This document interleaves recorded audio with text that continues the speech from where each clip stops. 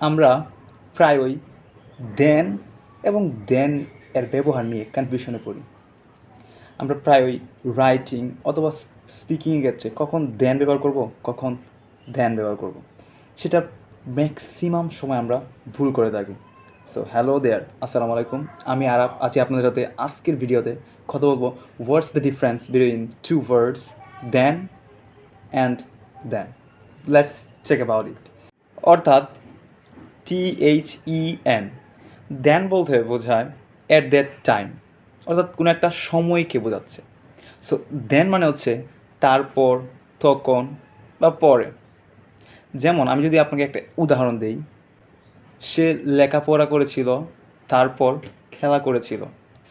He studied and then he played. He studied then he played. আবার THAN, than দ্বারা সাধারণত তুলনা করা অর্থে দেন ব্যবহার করা হয়। দেন অর্থ হচ্ছে চেয়ে বা থেকে বা কি হইতে ইত্যাদি। সো আমি যদি আপনাকে একটা উদাহরণ দিই, সে আমার থেকে লম্বা। He is taller then I. সে কি আমার থেকে লম্বা। সো এখন আমরা দেন এবং দেনের কিছু ব্যবহার দেখি। সে তার ভাইয়ের থেকে বেশি মেধাবী। He is more brilliant than his brother.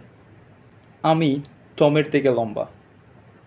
I am taller than Tom. তুমি আমার থেকে বেশি সুন্দর। You are more beautiful than I. আমি একজন বন্ধুর চেয়েও বেশি। I am more than a friend. এখন দেখি দেনের ব্যবহার। I was at home then. আমি তখন বাড়িতে ছিলাম। আমরা তখন ছোট ছিলাম। We were younger then.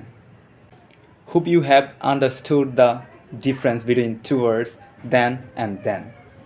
And then stand for comparison and then stand for time, right? Number today.